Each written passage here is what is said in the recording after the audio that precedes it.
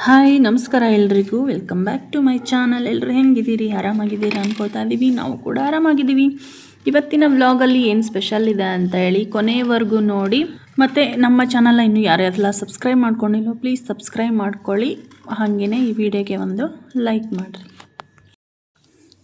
ಇದು ಒಂದು ತಿಂಗಳದ್ದು ರೇಷನ್ ಇದೆ. ಇದರಲ್ಲಿ ಕೆಲವೊಂದು ಡಬ್ಬಕ್ಕೆ ಏನೇನು ಖಾಲಿಯಾಗಿದೆ ಅದನ್ನು ತಕ್ಕೊಂಡು ಉಳಿದಿದ್ದು ಈಗ ಹಾಕಿ ಇಡಬೇಕು. ಚಪಾತಿ ಹಿಟ್ಟು ಕೂಡ ಖಾಲಿಯಾಗಿತ್ತು. ಚಪಾತಿ ಹಿಟ್ಟನ್ನ ತೊಗೊಂಬಂದಿದ್ದೀನಿ. ಮತ್ತು ಇದನ್ನೆಲ್ಲ ಡಬ್ಬಿಗಳಿಗೆ ತುಂಬಿಸ್ಕೋಬೇಕು. ಇವಾಗ ನಮ್ಮ ವಸಿಷ್ಠ ಬರೋ ಟೈಮ್ ಆಯಿತು. ಅವ್ನು ಬರಲಿ ಅಂತ ಆಚೆ ನಿಂತಿದ್ದೆ ನಾನು. ಈಗ ಅವ್ನು ಇನ್ನೂ ಬರೋದು ಲೇಟ್ ಅನಿಸುತ್ತೆ. ಹಾಗಾಗಿ ಕೆಳಗೆ ಇಲ್ಲೆಲ್ಲ ಬೇಕಾಗಿದ್ದದನ್ನ ಎತ್ತಿಟ್ಕೊಳ್ತಾ ಇದ್ದೀನಿ. ಇಷ್ಟು ನಮಗೆ ಒಂದು ತಿಂಗಳಿಗಾಗುತ್ತೆ. ಕೆಲವೊಂದು ಬೇಗನೆ ಖಾಲಿ ಆಗುತ್ತೆ, ಕೆಲವೊಂದು ಲೇಟಾಗಿ ಖಾಲಿ ಆಗುತ್ತೆ. ಅಂದರೆ ಒಂದು ತಿಂಗಳಾದರೂ ಖಾಲಿಯಾಗಿರಲ್ಲ. ಖಾಲಿ ಆಗಿರೋದನ್ನು ತರಿಸ್ಕೊಂಡಿರ್ತೀವಿ. ಖಾಲಿ ಆಗದೇ ಇರೋದು ಮತ್ತು ನೆಕ್ಸ್ಟ್ ಮಂತಿಗೆ ಅದನ್ನು ಉಪಯೋಗಿಸೋದು ಕಡಿಮೆ ಮಾಡ್ತೀವಿ. ಮತ್ತು ಜೋಳ ಹಸಿ ಮಾಡಿಟ್ಟಿದ್ದೆ. ನಮ್ಮ ಮನೆಯವರು ಈಗ ಬೆಳಗ್ಗೆ ಹಾಕಿಸ್ಕೊಂಬಂದಿಟ್ಟಿದ್ದಾರೆ ಜೋಳದ ಹಿಟ್ಟನ್ನ. ಇವತ್ತು ಆದರೆ ರೊಟ್ಟಿ ಮಾಡಬೇಕು. ಅದನ್ನು ಸಾಣಿಸಿ ಹಾಕಬೇಕು ಮಳ್ಳಿ ಬಾಕ್ಸ್ಗೆ. ಈಗ ಫಸ್ಟ್ ರೇಷನ್ ಹಾಕ್ತೀನಿ, ಆಮೇಲೆ ನೋಡಿದ್ರಾಯ್ತು. ಅದನ್ನು ಹಿಟ್ಟು ಹಸಿ ಮಾಡೋದೆ. ಬಿಸಿ ಆರಲಿ ಅಂತ ಓಪನ್ ಮಾಡಿಟ್ಟಿದ್ದು. ಇದು ಬಿಸಿ ಮುಚ್ಚಿದ್ರೆ ಏನಾಗುತ್ತೆ, ಹಿಟ್ಟು ಗಂಟಾಗುತ್ತೆ ಎಲ್ಲ, ಮತ್ತು ಬೆವರು ಹೊಡಿಯುತ್ತೆ ಕ್ಯಾಪ್ ಕೂಡ. ಹಾಗಾಗಿ ಆರಲಿ ಅಂತ ತೆಗೆದಿಟ್ಟಿದ್ದೆ. ಈಗ ನಾವು ಮಧ್ಯಾಹ್ನ ಊಟಕ್ಕೆ ನುಗ್ಗೆಕಾಯಿ ಸಾಂಬಾರು ಮಾಡೋಣ ಅಂತ ಅಂದ್ಕೊಂಡಿದ್ದೀನಿ. ನುಗ್ಗೆಕಾಯಿ ತೊಗೊಂಬಂದಿದ್ದೆ ನಮ್ಮ ಮನೆಯವ್ರ ಮೊನ್ನೆ ಮಾರ್ಕೆಟಿಂದ. ಅದನ್ನು ಹಿಡಿದಿಟ್ಟರೆ ಏನಾಗುತ್ತೆ, ಆಲ್ಮೋಸ್ಟ್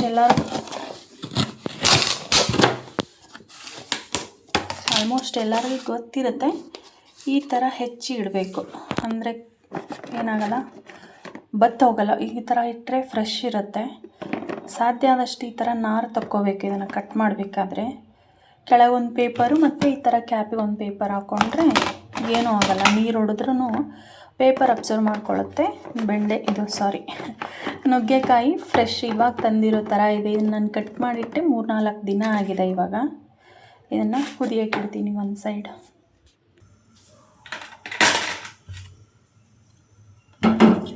ನಾನು ನುಗ್ಗೆಕಾಯಿನ ಬೇಳೆ ಜೊತೆ ಹಾಕಿ ಬೇಯಿಸಂಗಿಲ್ಲ. ಯಾಕಂದರೆ ಬೇಳೆ ಜೊತೆ ಹಾಕಿ ಬೇಯಿಸಿದ್ರೆ ಏನಾಗುತ್ತೆ, ನುಗ್ಗೆಕಾಯಿ ಫುಲ್ ಒಡೆದೋಗ್ಬಿಡ್ತವೆ.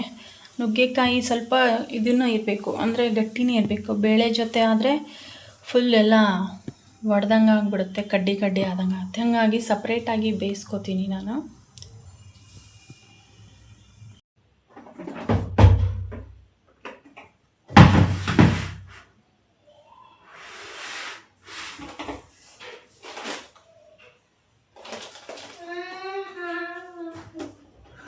ಮೂರೊತ್ತು ಹಾಲನ್ನ ಕುಡಿಯೋದೆ.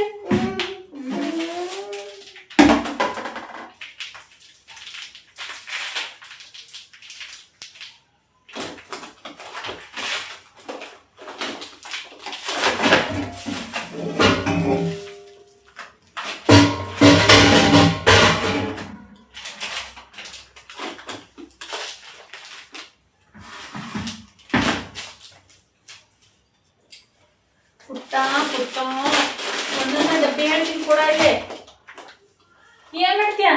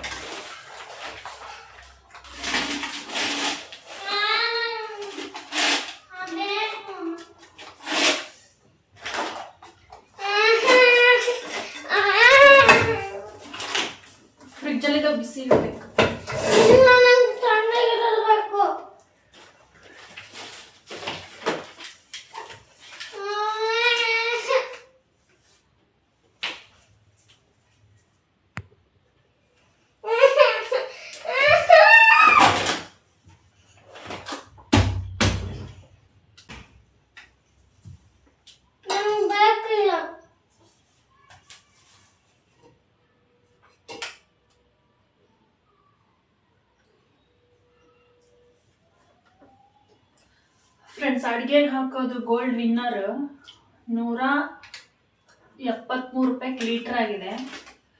ಇದರಲ್ಲಿ ಎಷ್ಟಂದರೆ 197 ಇದೆ. ಆಚೆ ಕಡೆ ಅಂಗಡಿಲಿ ತಗೊಂಡ್ರೆ, ಇಲ್ಲಿ ಮಾರ್ಟಲ್ಲಿ ತೊಗೊಂಡಿದ್ದೀವಲ್ಲ ನಾವು 173 ರೂಪಾಯಿ ಹಾಕಿದ್ದಾರೆ. ನಾವು ದೀಪಕ್ಕೆ ಅಡುಗೆಗೆ ಸೇರಿ 1 ತಿಂಗಳಿಗೆ 4 ಲೀಟರ್ ಎಣ್ಣೆ ತೊಗೊಂಡಿರ್ತೀವಿ. 4 ಲೀಟರ್ ಎಣ್ಣೆಗೆ ಎಷ್ಟಾಗಿದೆ ಅಂದರೆ 692 ರೂಪಾಯಿ ಆಗಿದೆ ನೋಡಿರಿ. ಒಟ್ಟು ನಮ್ಮದು ಈ ತಿಂಗಳದ ರೇಷನ್ ಜಾಸ್ತಿ ಆಗಿದೆ. ಎಷ್ಟು ಅಂದರೆ 4035 ರೂಪಾಯಿ ಆಗಿದೆ. ಮತ್ತು ಚಪಾತಿ ಹಿಟ್ಟು ಎಷ್ಟು ಹಾಕಿದ್ದಾರೆ ಅಂದರೆ 405 ರೂಪಾಯಿ ಚಪಾತಿ ಹಿಟ್ಟಿದೆ. ಇದು ಆಶೀರ್ವಾದ್ ಮಲ್ಟಿಗ್ರೇನ್ ಆಟ ತೊಗೊಂಡಿರೋದು. ಹಾಗಾಗಿ ಈ ಸಲ ಅದೊಂದು ಜಾಸ್ತಿ ಆಗಿದೆ. ಮತ್ತು ತುಪ್ಪ ಒಂದು ತೊಗೊಂಡಿದ್ದೀವಿ, ನಂದಿನಿ ತುಪ್ಪ. ಬೇಕೇ ಬೇಕು ಎಲ್ಲದಕ್ಕೂ, ಊಟ ನಾಷ್ಟ ಎಲ್ಲದಕ್ಕೂ ತುಪ್ಪ ತಿಂತಾರೆ ನಮ್ಮ ಮನೆಯಲ್ಲಿ. ಹಾಗಾಗಿ ಈ ಸಲ ರೇಷನ್ನಿಂದ ಖರ್ಚು ಜಾಸ್ತಿ ಬಂದಿದೆ. 4035 ರೂಪಾಯಿ ಬಂದೈತೆ. ತಗೊಂಡಿಲ್ಲ ಎಷ್ಟಾಗಿಲ್ಲ.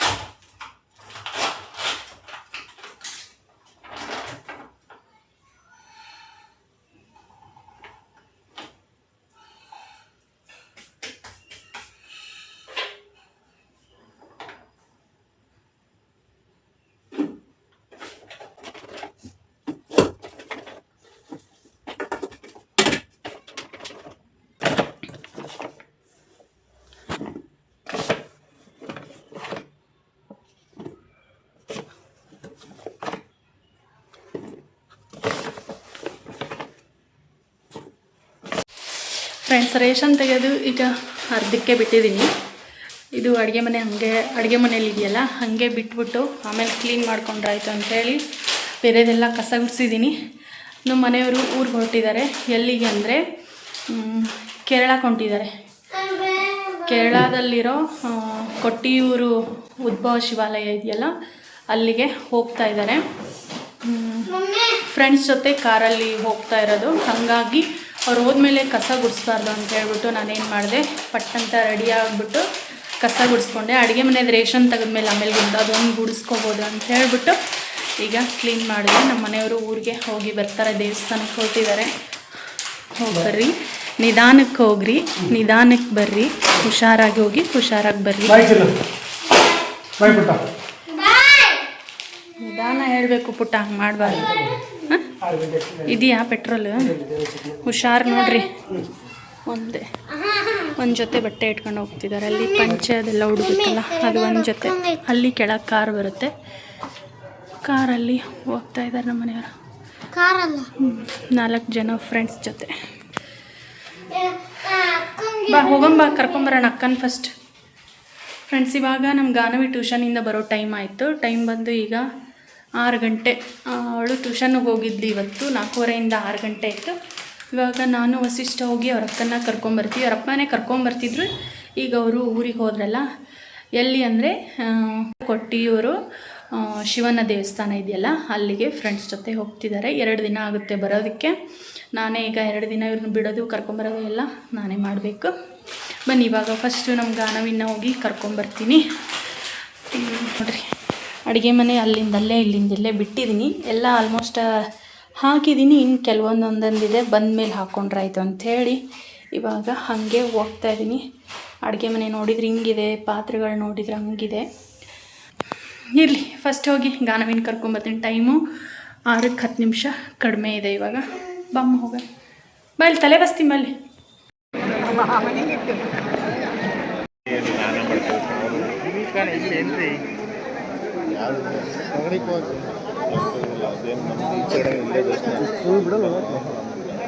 ಅಲ್ಲೂ ಕಾಣಿಸೋದಷ್ಟೇ ಕಾರಣ, ಅಲ್ಲೂ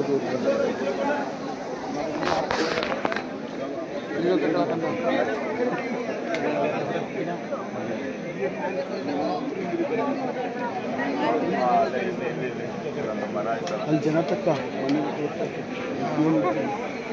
ತೋರ್ಸಕ್ಕೆ ಅವರಿಗೆ ಅವಾಗ ಸುಮ್ಮನೆ ಆಗ್ತಾರೆ.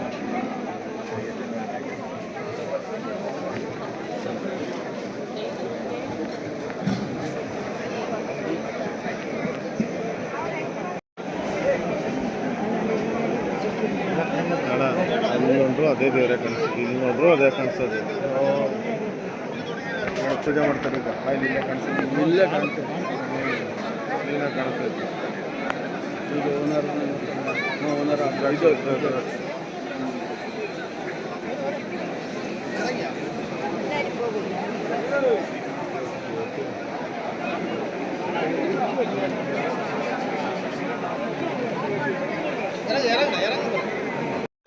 ಫ್ರೆಂಡ್ಸ್, ನಮ್ಮ ಮನೆಯವರು ಕೇರಳಕ್ಕೆ ಹೋಗಿದ್ರಲ್ಲ, ಕೊಟ್ಟಿಯೂರು ಶಿವನ ದೇವಸ್ಥಾನಕ್ಕೆ.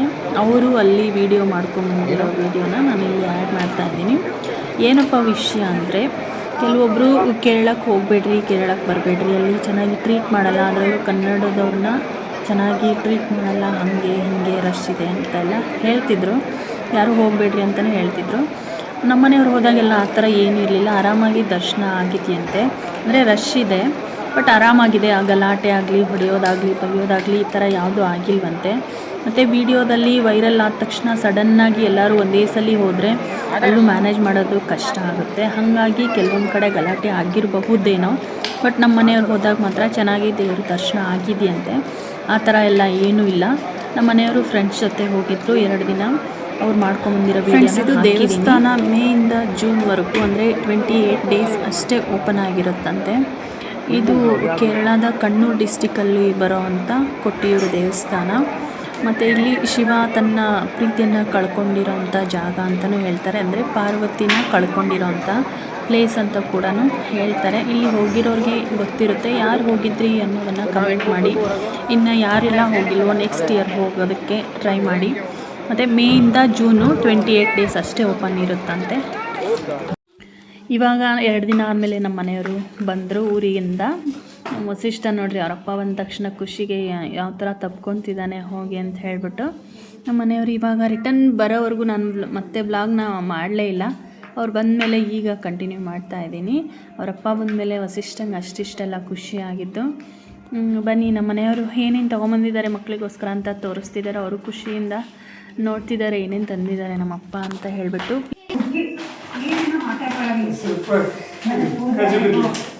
ಓ, ಕಾಜು ಕತ್ಲಿ, ಮೈಸೂರು ಪಾಕ್. ಎಲ್ಲಿ ಎಷ್ಟು ಈ ಪುಟ್ಟದೈತಲ್ಲ ಇದು, ಅಲ್ಲ ಇದು ಎಷ್ಟು ಚಿಕ್ಕದೈತಲ್ಲ ಪೀಸು. ಅಯ್ಯೋ, ಕ್ಯೂಟ್ ಐತ ಚಿಲ್ಲಿದು.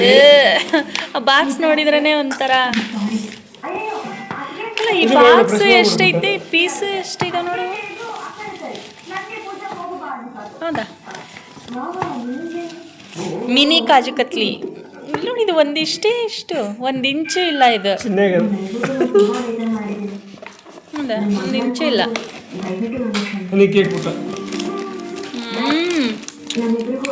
ಇಷ್ಟೊಂದ ಇದು ಮೈಸೂರು ಪಾಕ್ ಮೈಸೂರು ಪಾಕ್, ಕಾಜು ಕತ್ಲಿ, ಹನಿ ಕೇಕ್, ಇದು ದಾಣಿಮ್ ಚಿಪ್ಸ್, ಬಟರ್. ಇದು ಇದೇನು? ಅದು white plain cake. Plain cake ತಿನ್ಬೇಡಪ್ಪಾಜಿ, ನಾಳೆ ನಾಡ್ದು ತಿನ್ಬೋದು. ಪ್ಲೇನ್ ಕೇಕ್ ಆಮೇಲೆ ತಿನ್ನೋದು, ಇವನ್ ಬೇರೆ ಇದು ಮಾಡ್ಬಿಟ್ಟು. ನಮ್ಮ ಮನೆಯವ್ರ ಮಕ್ಕಳಿಗೋಸ್ಕರ ಇದೆಲ್ಲ ತೊಗೊಂಬಂದವ್ರು ನೋಡ್ರಿ. ಕೇಳಕ್ಕೆ ಹೋಗಿದ್ರಲ್ಲ, ಬರಬೇಕಾದ್ರೆ ಮೈಸೂರಲ್ಲಿ ತಂದಿರೋದಂತೆ ಇದೆಲ್ಲ. ಇದು ಪ್ಲೇನ್ ಕೇಕ್ ಓಪನ್ ಮಾಡಬೇಡ, ಇದೇನು ನಾಳೆ ನಾಡಿದ್ದು ಯೂಸ್ ಮಾಡ್ಕೋಬೋದು. ಫಸ್ಟ್ ಅದು ಚೆನ್ನಾಯ್ತಾ? ಅಲ್ಲಿ ಬಿಸ್ಕಿಟ್ ಕೇಕ್ ಅದು. ಸಂಜೆ 5 ಗಂಟೆಗೆ ಕಾಸೈತಿ. ಡೆಲಿಷಿಯಸ್. ಸೌಂಡ್ ಕಮ್ಮಿ ಇಡು ಒಂಚೂರು.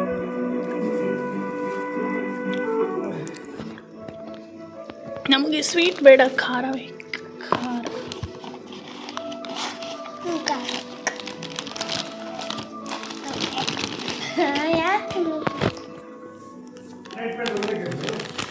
ಶಾರ್ಟ್ಸ್ ಹೋಗ್ಬೇಕು. ಒಣಗಿಲ್ಲ, ಅದು ಇಲ್ಲೇ ಇತ್ತು. ಪ್ಯಾಂಟ್ ನಿನ್ನ ಹಾಕೊಂಡೋಗಿದ್ರಲ್ಲ.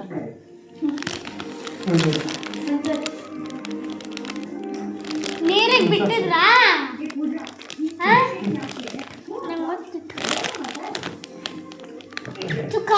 ನಿಂತ್ಕೊಂಡೆ ಫೋಟೋ ತೆಗೆಸ್ಕೊಂಡೆ. ಗಂಟ್ಲು ಸರಿ ಮಾಡ್ಕೊ.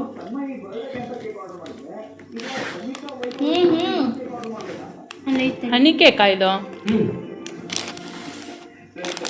ಹನಿ ಕೇಕ್ ಅಲ್ಲಿದೆ. ಪ್ಲೇನ್ ಕೇಕ್ ಮೇಲೆ ಹನಿ ಇದು ಮಾಡಿ ಹನಿ ಡ್ರೈ ಫ್ರೂಟ್ಸ್ ಹಾಕ್ಬೇಕಿತ್ತು. ಅವೇನು ಒಗ್ಯವಾ? ಈ ಕವರ್ನಿಂದ ಪಂಚನಾದ ಎಲ್ಲ ಗಲೀಜು ಅವನ ಮ್ಯಾಲೆ ಕಟ್ಕೊಂಡಿದ್ರಿಲ್ಲಪ್ಪ.